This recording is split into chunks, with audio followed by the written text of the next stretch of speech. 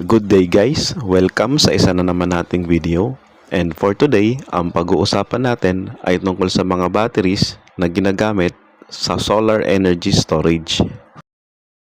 Sa panahon natin ngayon guys, marami ng iba't ibang klaseng batteries ang available sa market na pwede nating pagpilian. At ang laging naitatanong sa akin ay kung ano daw bang battery ang magandang gamitin, ilang battery ang kailangan at ilang oras ba ito tatagal. At hindi rin mawawala ang mahiwagang tanong na kung ilang oras ba ito tatagal pag aircon ang gagamitin. At dahil dyan guys ay pag-usapan natin ang mga bagay-bagay tungkol sa mga solar batteries. So ito guys ay basic lamang at isang magandang panimula sa mga nagpaplano na matuto tungkol sa solar batteries. At ito na nga ang mga pag-uusapan natin ngayon guys. So unang-una, ano nga ba ang mga klase ng battery na pwede natin gamitin sa solar setup? Pag-uusapan din natin ang specifications o character ng bawat battery. At titingnan din natin yung kanyang pros and cons or advantage or disadvantage ng bawat battery. At sa huli guys ay magagawa tayo ng mga sample computation para malaman natin o magkaroon tayo ng idea kung ano nga ba ang resulta ng mga battery na ito bago pa man tayo bumili. So ang video nga natin pala ngayon guys ay more on discussion and computation sa later part. So kung kayo ay medyo naboboard ay pwede kayong magdala ng inyong snacks habang nanonood. Kasi tayo ngayon ay purely discussion at computation lamang. At ang unang battery na pag-uusapan natin ngayon guys ay ang lithium iron phosphate. At isa din ito guys sa mga pinaka-popular na battery sa market. At ito guys ay available din sa iba't ibang variants. So meron tayong readily made na available sa 12 volts, 24 volts at 48 volts variant. At meron din tayong mga cells lamang na available siya as prismatic or cylindrical. So ang ganitong battery guys ay napaka-friendly lalo na sa mga gusto mag-DIY. So pwede ka mag-start muna sa maliit or konti and then pwede ka mag-upgrade pag meron ka ng budget. At ang next battery naman natin guys ay ang lithium ion. So ang ganitong battery guys ay hindi na rin bago sa market. So mas nauna pa nga ito sa lithium iron phosphate. So kung matatandaan natin guys, sumikat ito dahil sa mga laptop batteries. At ito rin yung mga battery ng ating mga cellphone. So kalimitan ito guys ay nasa cylindrical form at may size na 18650. So 18mm by 65mm ang kanyang size. So sa aking experience, hindi pa ako nakakita ng prismatic na ganitong klaseng battery. So kung meron na sa inyo guys naka-experience na iba-ibang sizes ng lithium ion maliban sa cylindrical or pouch type, pwede kayong mag-comment guys.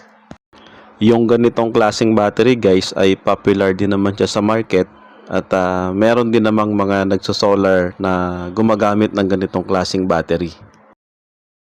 At ang next naman guys ay gel batteries. So yung mga ganitong batteries ay hindi na rin bago sa market. So noon nga ay mas nauna pa ito sa mga lithium variants natin. So nagsimula ito sa mga golf cart batteries dati. And then na-realize din na maganda rin pala siyang gamitin sa solar. At kaya pala tinawag siyang gel battery dahil ang kanyang electrolyte ay in gel form instead na liquid form kagaya ng lead acid battery. So okay din naman gamitin ito guys sa mga solar setup. Yun nga lang, kung sa performance ay di hamak na mas nakakalamang talaga yung mga lithium natin. At ang last natin guys ay ang lead acid battery. So ito lang naman guys ay yung mga battery ng sasakyan or battery ng motor. So may mga times din na pwede itong gamitin temporary or pansamantala sa solar setup. At dahil nga guys ito ay designed para sa automotive application, so ang ugali ng battery na to ay malakas siya magbigay ng high current surges. pero hindi niya gusto yung continuous siyang nadidrain. So dapat ay lagi siyang na-charge. So yung ganitong klaseng battery guys ay pwede pa rin namang gamitin, pero wag nating kalimutan na meron talagang battery na maganda at design para sa mga solar. At yun na nga guys, so natakil na natin yung 4 na battery na pwede nating gamitin sa ating mga solar setup. So meron pa naman ibang klaseng variant pero hindi na natin i-discuss dito, kagaya ng sodium ion at solid state batteries. Ang mga ito naman ay madalang pa sa market at napakamahal pa ng presyo na hindi pa siya practical na gamitin sa ating mga solar setup. So ayun guys, so dumako na tayo sa specifications ng mga battery. So kagaya nga ng nasabi ko kanina, yung mga battery natin ay may kanya-kanyang character or characteristics. So importanteng malaman natin ito para alam natin kung paano natin i-manage yung paggamit natin sa kanya. At yun nga guys, nabanggit ko kanina na yung mga lithium batteries natin ay pwede siyang mabili per cell. So ito na guys yung specs ng LiPo4 at ng lithium ion pagka bibili nyo siya per cell. At lalo na kung tayo ay magdi-DIY or gagawa ng ating sariling battery pack. At kung gagamit naman tayo guys ng mga ready-made batteries ay maganda rin, dahil susundin na lang natin yung mga manufacturer's specification. At mamaya din guys ay i-discuss din natin kung para saan ba ang depth of discharge at yung average cycle ng isang battery. At ito naman guys ay ang sa gel at lead acid battery. So dito guys mapapansin nyo ay medyo may pagkakaiba sila sa depth of discharge at average cycle. So mamaya guys makikita natin kung ano nga ba talaga ang magiging epekto nito sa ating battery. At ito na nga guys ang definition ng depth of discharge at cycle. So gawin na lang natin guys in layman's term, ano ba ang depth of discharge? So ito lamang guys ay yung kung hanggang saan natin pwedeng sagarin ang paggamit sa ating battery. So for example, kung meron kang 1 liter ng tubig, so ang pwede mo lang gamitin sa lithium batteries ay 80% lamang. At yung sa mga gel batteries natin ay 50% lamang o kalahating litro. Kaya guys, importanteng malaman natin ito. So ito na nga guys, yung kalimitan na maririnig natin, nasasabihin nila ay ang kunat ng battery na yan. So ibig sabihin, mataas ang kanyang DOD proportional sa kanyang capacity. At ang cycle naman guys, ay kung ilang beses mo siya pwedeng i-charge at i-discharge bago masira o ma-degrade ang isang battery. Mas mataas na cycle ay mas matagal natin magagamit o mapapakinabangan ang isang battery. So dumako na tayo guys sa ating good and bad side ng ating mga batteries. So unahin natin itong si lithium iron phosphate. So makikita nyo guys na mataas talaga ang kanyang depth of discharge. So up to 80%. At mataas din ang kanyang cycle life. So from 2,000 to 5,000 cycles. So kung ipagpapalagay natin guys na ang 1 cycle ay equals to 1 day, so kung meron kang 2,000 cycles, so up to 5 years ang itatagal ng isang battery na may 2,000 cycles. So how much more yung batteries na meron pang 5,000 cycles? So mas matagal-tagal natin siyang magagamit. At pagdating naman sa kanyang bigat guys, ay up to 50% na mas magaan siya compared sa gel battery or lead acid battery. So napakalaking advantage nito guys kasi hindi siya mahirap buhatin. At pagdating naman sa safety guys, ang mga LiPo4 batteries are not known for violent explosions. So marami kayong makikitang video sa YouTube guys na binubutas o pinapuncture nila si LiPo4 pero hindi siya sumasabog. At kung minsan ay umaapoy din pero hindi kasing violente ng lithium ion batteries. At ang kagandahan din sa kanya guys ay pwede kayong mag-DIY or gumawa ng sariling battery pack lalong-lalo na kung wala kayong mahanap sa market ng gusto nyong specs. At ang nakita ko nga lang guys na disadvantage ng ganitong battery ay ang kanyang presyo. So medyo may kamahalan kasi guys yung LiPo4 natin sa market. So kahit laganap na rin ang paggamit sa kanya ay may kamahalan pa rin. At ang pangalawa guys, at kung magdi-DIY kayo ay kailangan nyo ng proper knowledge sa pagbuo nito. Kailangan nyo rin ng additional parts kagaya ng BMS at active balancer kung gagawa kayo ng sarili nyong battery pack. At dito naman tayo kay lithium ion guys. So kagaya ni LiPo4, mataas din ang kanyang DOD, okay din naman ang kanyang cycle. Magaan din naman siya at pwede rin siyang i-DIY. So medyo nakakalamang nga lang ng konti si LiPo4. At pagdating naman sa mga disadvantage niya guys ay ganun din, medyo pricey siya. At minsan nga mas mahal pa siya kay LiPo4. So kailangan mo rin ng knowledge pagka ikaw ay magdi-DIY at additional parts din. So ang isa talaga guys na kailangan nating ingatan dito kay lithium ion ay medyo violent talaga ito pag nagkaroon ng problema, overload or short. Sa akin guys, first hand experience talagang sumindi yan. So mabuti nga lang at naagapan ko. So medyo masungit nga guys yung ganitong klaseng battery. So ako guys, ginagamit ko lang ito pag nag-assemble ako ng mga power bank or maliliit na battery packs. Kasi alam ko na talagang medyo alangan nito pagka nagkaroon ng problema. At dumako naman tayo guys dito kay gel battery. So ang kagandahan kay gel battery guys ay mas mura ito kumpara kay lithium batteries. At saka mababa din yung kanyang risk sa explosion or fire.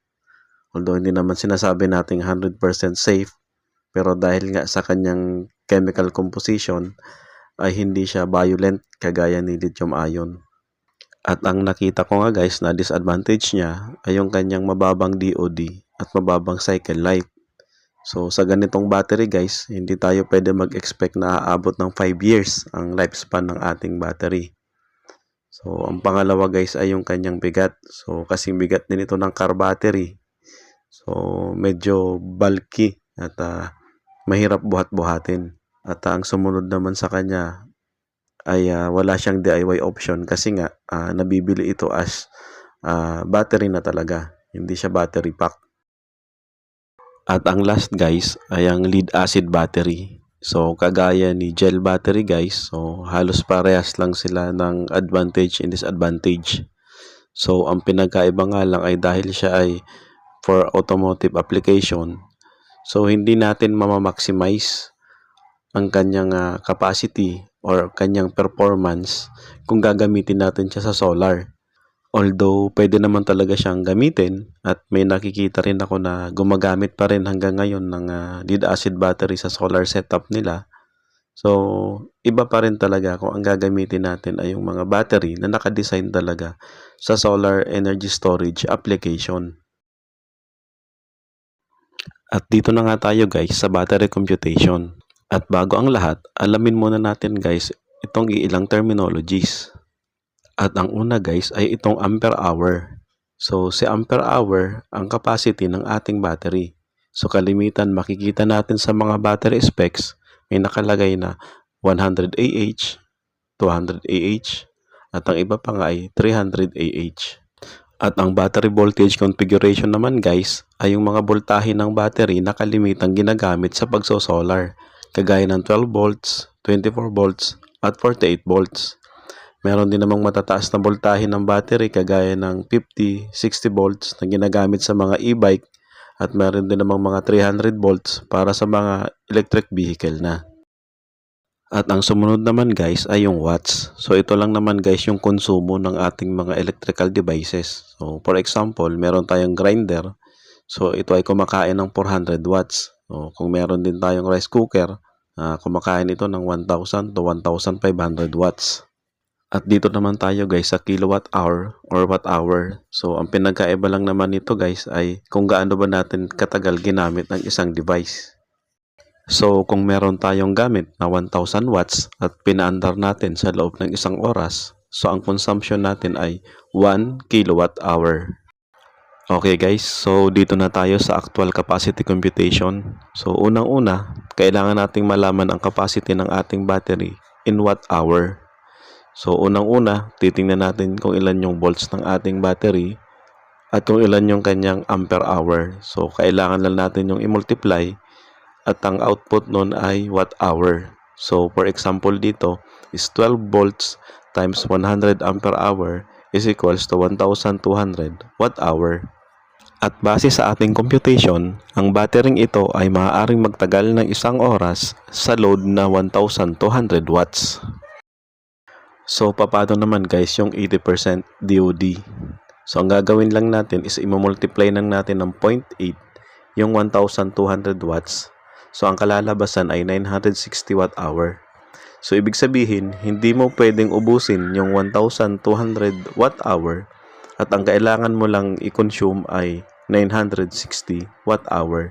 So, ibig sabihin, kahit maubos natin yung 960 watt hour, ay safe pa rin ang ating battery dahil sinusunod natin yung 80% DOD at lalong mas tatagal ang kanyang cycle. At ngayong alam na natin kung ilan yung capacity ng ating pwedeng i-consume, ay alamin naman natin kung ilang oras ito tatagal. So, meron tayong 200 watts na total load. So, yung gagawin natin ay yung 960 watt hour ay i-divide lang natin ng 200 watts. So, ibig sabihin guys, meron tayong 4.8 hours na pwedeng gamitin ng ating battery sa total load na 200 watts. At same formula pa rin guys ang gagamitin natin sa mga battery na mas mataas ang voltahe or mas mataas ang capacity. At babaguhin din lang natin ang ating percent DOD sa mga gel at lead acid battery na instead of 80% or 0.8 ay gagamitin natin yung 50% or 0.5 as variable. At dito na tayo guys sa mahiwagang aircon. So, ilang battery nga ba ang kailangan para mapaandar ang isang aircon? So, sa example natin guys ay meron tayong 1 horsepower na aircon na equivalent ay 745 watts. So, rough estimate lang yan guys. So, kung paaandarin natin siya guys sa loob ng 8 hours, so siya ay merong consumption na 5,960 watt hours. So, i-divide lang natin ito guys doon sa capacity ng ating battery. So, ayan guys, makikita natin sa ating example kung ilang pirasong battery ang kailangan natin depende sa voltage at capacity ng ating battery. At tingnan naman natin guys kung ilang oras bang itatagal ng ating battery pagka niload na natin siya ng aircon. So sa example natin guys, yung 12 volt 100 ampere hour natin na battery ay maaaring tumagal ng 1.2 hours. At yung isang battery naman natin guys na 25.6 volts 200 ampere hour ay maaaring tumagal ng 5.4 hours. Paalala lang pala guys, ito ay sample computation lamang. So pagdating sa real world application ay pwede pang magbago ang runtime ng ating battery. At isang paalala din pala guys pagdating sa ating mga aircon at mga ref. So yung mga appliances natin na ganito ay merong temperature control or thermostat na pag inabot niya na ang kanyang desired na temperature ay nag-off ang kanyang compressor. So ibig sabihin nababawasan ang kanyang consumption. At yung ganitong appliances pala natin guys ay considered as inductive loads or yung mga load na may electric motor. So alalahanin natin guys na yung ganitong klaseng appliances ay malakas ang inrush current. So kailangan natin itong i-consider pag pipili tayo ng mga inverter. At suggestion ko rin pala guys na manood kayo ng mga video sa YouTube na gumagawa ng mga actual testing ng battery capacity at runtime na gumagamit ng mga aircon at iba pang mga load. So ayan guys, napahaba yung ating discussion. So recap lang natin yung ating mga napag-usapan kanina. So sana ay meron kayong napulot na konting kaalaman sa aking mga discussion. And gusto ko rin magpasalamat sa inyo guys dahil sa inyong panonood at sana'y suportahan nyo ang aking channel. So yun lamang guys, maraming salamat po sa inyong panonood.